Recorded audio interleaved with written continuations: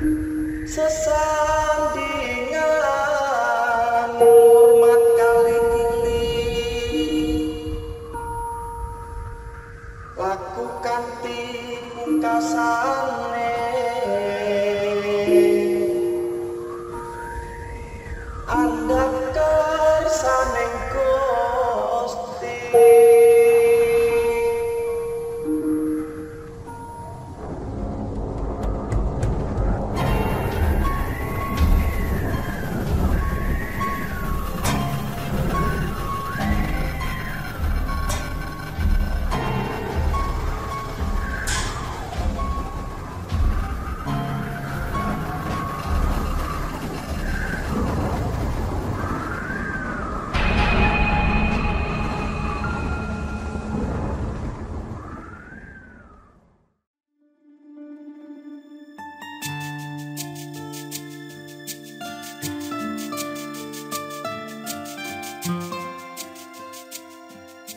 Pagi itu, keluarga Pak Yanto sedang sibuk berkemas.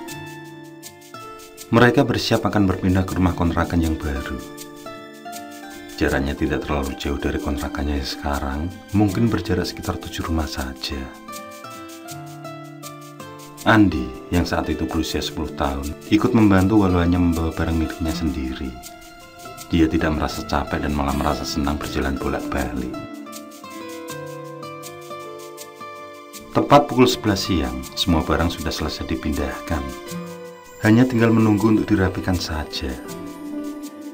Pak Yanto dan tetangga yang ikut membantu beristirahat melepas lelah.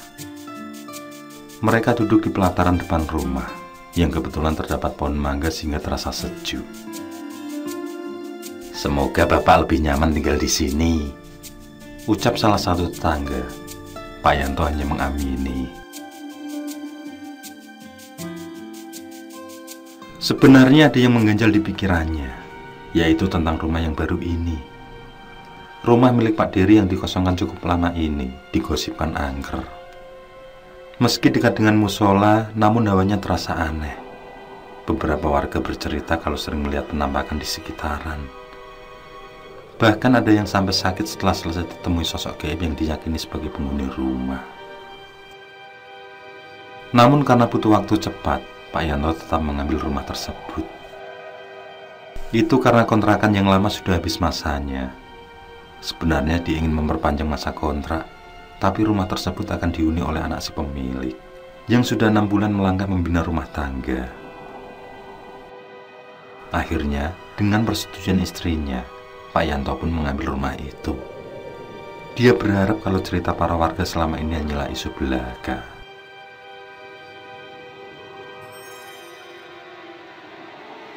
Kejanggalan langsung ditemui di malam pertama mereka tinggal.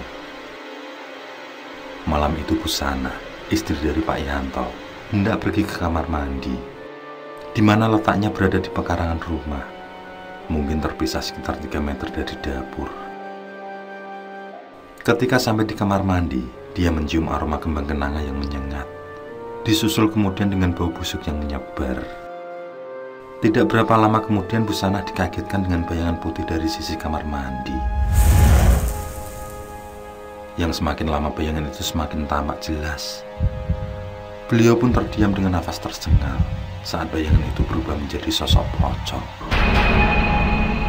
Seluruh tubuhnya gemetar ketakutan, beruntung tidak sampai terkencing di tempat. Sosok hantu terseram itu tidak bergerak sama sekali, yang kemudian menghilang bersama cahaya bulan yang muncul. Akhirnya Busana mengurungkan niatnya.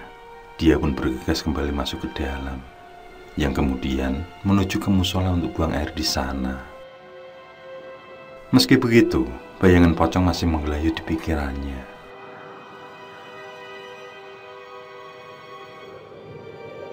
Kejadian malam itu masih dipendam oleh Busana. Dia tidak ingin jika suaminya berpikiran negatif akan penampakan tersebut. Yang terpenting baginya adalah Andi. Anaknya itu tidak boleh tahu jika ada yang ganjil di rumah baru tersebut. Istirahat dulu belajarnya. Makan, biar tidak sakit nanti perutnya, ucap Busana menasihati anaknya. Malam itu hanya mereka berdua yang ada di rumah. Pak Yanto yang seorang satpam sedang pergi bertugas. Sementara Andi masih asik dengan bukunya. Dia menunda makan malam demi tugas dari sekolah. Busana langsung beranjak menuju kamar untuk merapikan tempat tidur. Namun dia berhenti melangkah saat pandangannya tertuju pada dapur. Dia merasa kalau ada sosok bayangan yang melintas. Mas? Mas? Dia pun memanggil suaminya. Takut jika suaminya pulang, tapi tak mendengar pintu dapur dibuka. Namun saat mengecek ke dapur, dia tidak menemukan siapa-siapa. Dan anehnya, pintu belakang terbuka cukup lebar. Padahal seingatnya pintu itu sudah dikunci sejak sore tadi. Tepatnya saat Andi usai berwudu untuk sholat Isya. Aneh. Batin Busana sambil menuju pintu tidak menutup kembali. Dan lagi-lagi sosok pocong itu muncul di kegelapan malam. Sebelum menutup pintu, Busana sempat menengok keluar rumah. Di sana itulah penampakan pocong sangat nyata terlihat. Sosok menyeramkan tersebut berada di tempat yang sama, juga tidak bergerak sama sekali.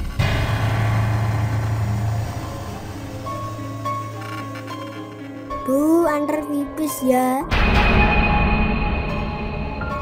Suara Andi mengagetkan. Tiba-tiba saja anak itu muncul di belakangnya. Dengan alasan sekenanya, Busana mengajak Andi untuk pipis di musola saja.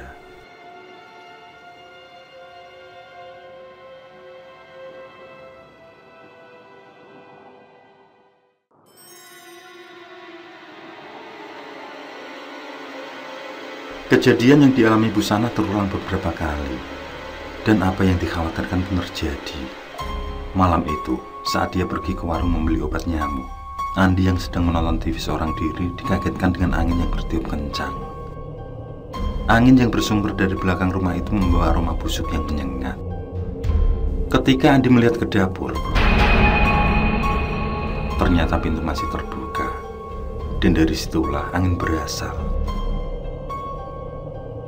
Dengan memencet hidung, Andi tidak menutup pintu. Namun niatnya diurungkan saat melihat sosok pocong di belakang rumah. Tepat di mana saat Busana melihat penampakan hantu tersebut. Seketika, Andi terpaku ketakutan. Seluruh persendiannya kaku. Kenapa, Nak? Busana yang baru datang menegurnya. Dia juga mencium aroma busuk yang menyeruak. Sekejap kemudian, Andi langsung mendekap ibunya. Sementara Busana yang merasakan degup jantung ketakutan Andi, matanya menelisik keluar rumah. Dan pemandangan itu dilihat dengan jelas. Pocong itu kembali menampakkan sosoknya. Dan kali ini pasti Andi sudah melihat penampakan itu. Setelah menutup pintu, Busana bersikap seolah tidak melihat apapun. Lalu coba bertanya pada Andi tentang apa yang membuatnya menjadi ketakutan. Dengan polos, anak itu menceritakan apa yang dilihat. Dan itulah sosok pocong sama seperti yang sering ditemui Busana.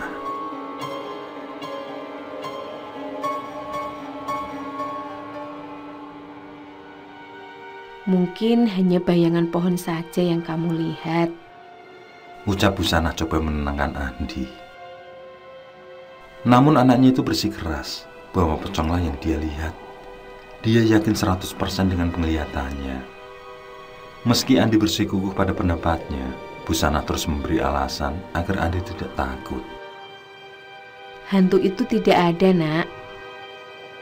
Apa yang kamu lihat hanyalah tipu daya setan.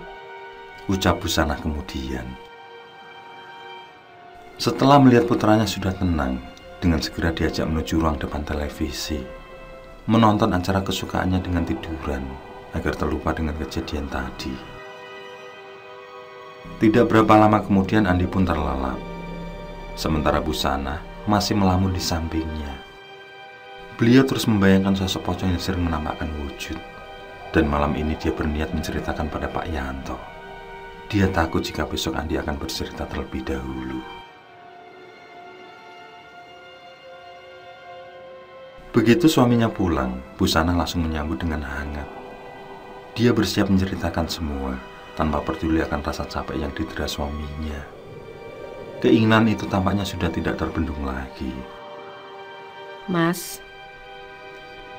ada hal penting yang ingin aku sampaikan, ucap Busana. Pak Yanto yang terlihat cukup capek dengan setia menunggu istrinya berkeluh kesah. Yang kemudian Busana memulai kisahnya. Mulai dari awal saat menghuni rumah, sampai malam ini saat anak mereka juga dihantui. Busana sengaja menyimpan kejadian tersebut sampai sebulan lebih, karena dia tidak ingin Andi menjadi ketakutan. Pak Yanto terdengar kaget mendengar kisah dari istrinya. Dia sendiri tidak pernah menemui kejadian aneh selama tinggal di rumah itu. Beberapa menit kemudian, angin sepoi datang masuk ke rumah, yang disusul aroma busuk sangat menyengat. Busana sudah hafal betul dengan peristiwa tersebut, karena sudah pasti sosok pocong yang sering dijumpai akan menampakkan diri. Dan inilah saatnya bagi sang suami agar melihat dengan mata kepalanya sendiri, supaya lebih yakin dengan cerita yang baru saja selesai dituturkan. Pak Yanto yang baru kali ini menemui keanehan tersebut melihat di sekitar. Tidak nampak jendela maupun pintu yang terbuka. Batinnya bertanya-tanya, dari mana arah datangnya angin tersebut. Sedangkan Busana memberitahu bahwa itu adalah pertanda kemunculan sosok pocong yang diceritakan. Kemudian diajak sang suami menuju ke ruang dapur. Yang saat berada di sana, memang pintu tampak terbuka. Dan dari situlah angin masuk ke dalam rumah. Bau busuk yang sangat menyengat membuat Pak Yanto menutup hidung. Kemudian dia berjalan hendak menutup pintu. Saat pandangannya mengarah keluar, sesosok pocong membuatnya terperanjat. Sementara Busana yang sudah berulang kali melihat penampakan tersebut menyuruh suaminya agar membaca ayat kursi, yang pada akhirnya pocong itu pun lenyap. Begitu pula dengan angin dan bau busuk yang menyengat.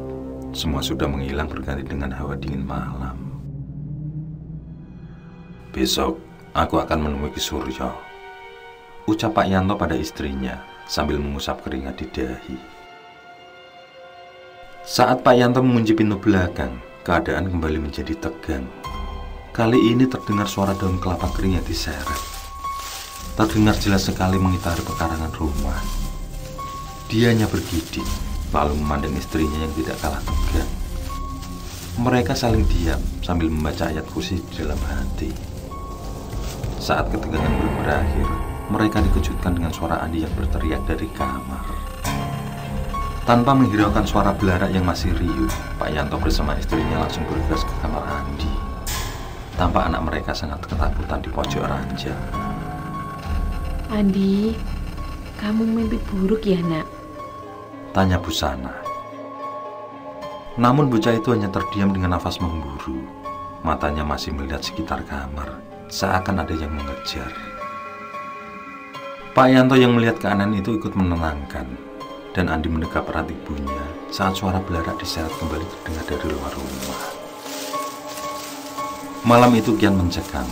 Semua terhanyut dalam ketakutan masing-masing. Tidak ada yang berani keluar kamar, apalagi menengok keluar rumah. Hingga suara aneh itu pun menghilang dengan sendirinya. Meski begitu, Pak Yanto beserta anak istrinya masih terlarut dalam ketakutan. Walaupun mata mereka tidak bisa terpejam, malam itu mereka tidur menemani Andi. Sementara Andi sudah kembali terlelap, dan setiap kali masih menghiko dan berteriak keras.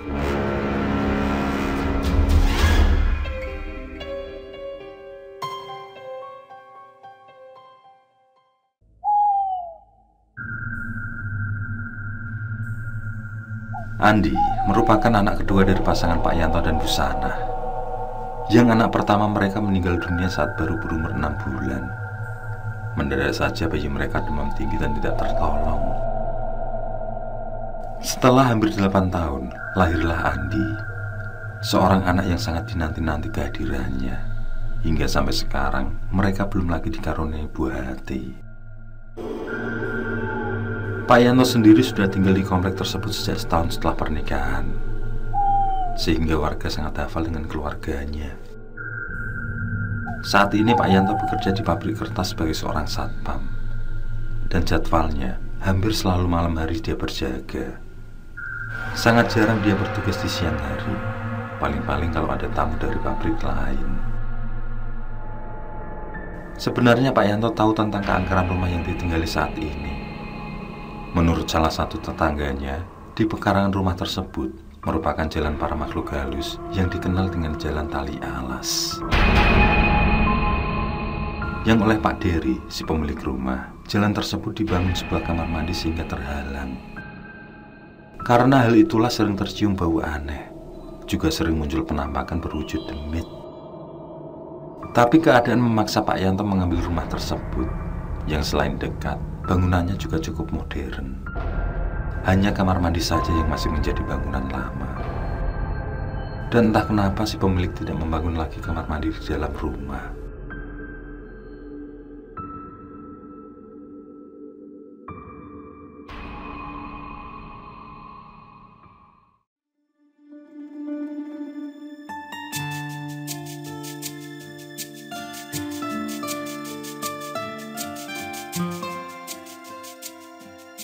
Tanpa menunggu lama-lama, Pak Yanto pun menemui orang pintar. Beliau adalah Ki Suryo, seorang yang tinggal di pemukiman pinggiran kota. Pak Yanto kenal dengan sosok Ki Suryo pada saat mengantar temannya ke sana. Waktu itu kawannya meminta sikir atau pagar gaib untuk tokonya, karena selalu saja ada barang yang hilang setiap kali dicek. Dan atas bantuan Ki Suryo, tokonya menjadi aman. Atas pengalaman itulah akhirnya Pak Yanto memutuskan minta bantuan pada Ki Suryo. "Ceritakan masalahmu," ucap Ki Suryo sambil menghisap rokok kreteknya. Pak Yanto pun mulai berkisah. Beliau menceritakan tentang sosok yang seakan meneror keluarganya, termasuk anaknya yang terus mengigo semalaman. Sementara itu, Ki Suryo mendengarkan dengan asap rokok yang terus mengepul. Tanpa henti beliau menghisap rokoknya. "Nanti malam jemputlah aku," ucap Ki Suryo setelah beberapa saat Pak Yanto berhenti bercerita. Pak Yanto tidak bisa berbuat apa-apa. Sebenarnya dia ingin agar masalah tersebut cepat tuntas, namun dia harus bersabar sampai malam nanti. Dengan sedikit kecewa dia pun berpamitan.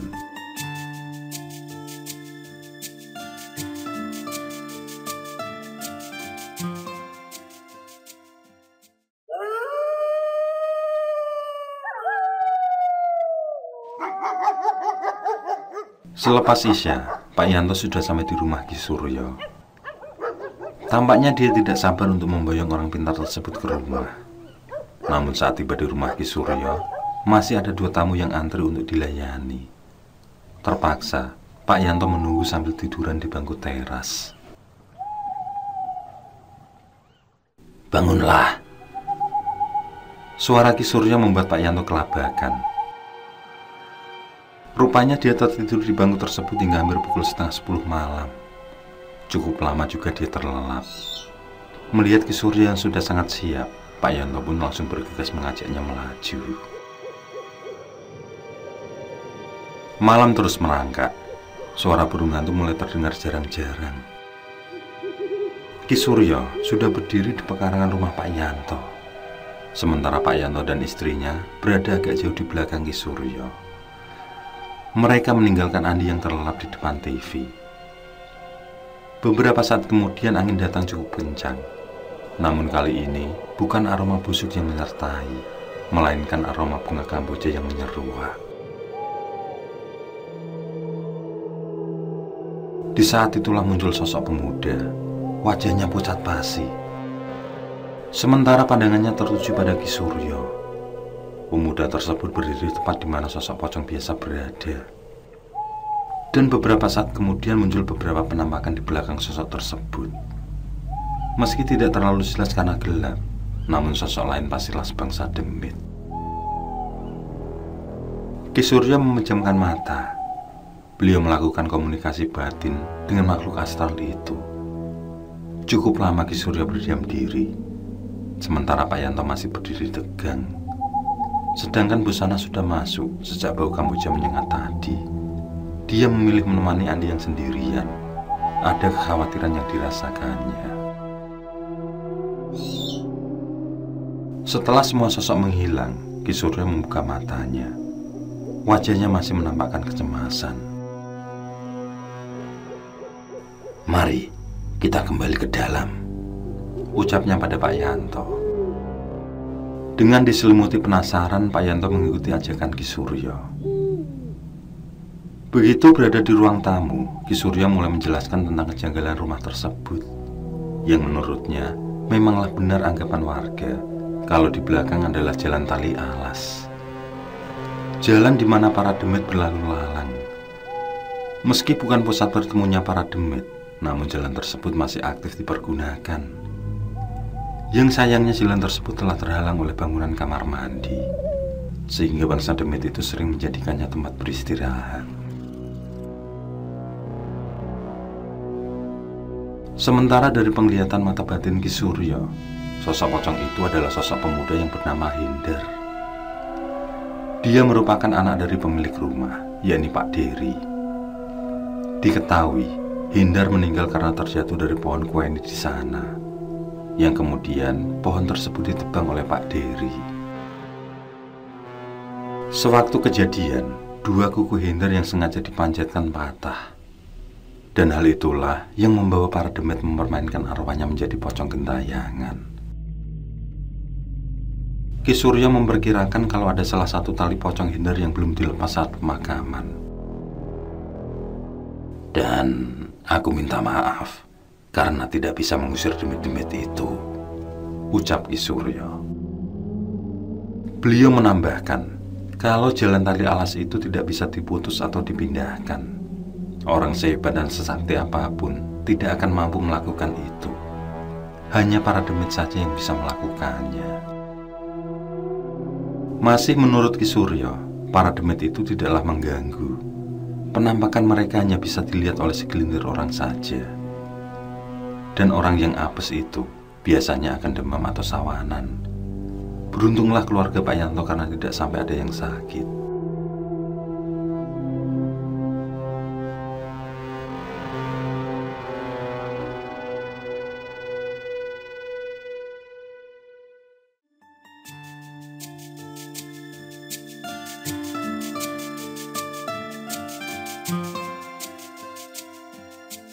Setelah malam itu, keluarga Pak Yanto tidak lagi diganggu bangsa demit. Namun Pak Yanto tetap pindah rumah karena ada kekhawatiran dan trauma pada istrinya. Yang dari kejadian itu, Tuhan memberikan rezeki berupa sebuah rumah. Beliau ditawari rumah oleh ketua RW setempat dan pembayarannya dengan cara dicicil. Langsung saja, Pak Yanto menerima tawaran tersebut. Sampai sekarang Pak Yanto masih tinggal di sana, dan setiap kali lewat di rumah Pak Dery yang masih saja kosong, perasaannya selalu diliputi hawa takut. Membayangkan kengerian yang pernah dialami anak dan istrinya, termasuk dia sendiri.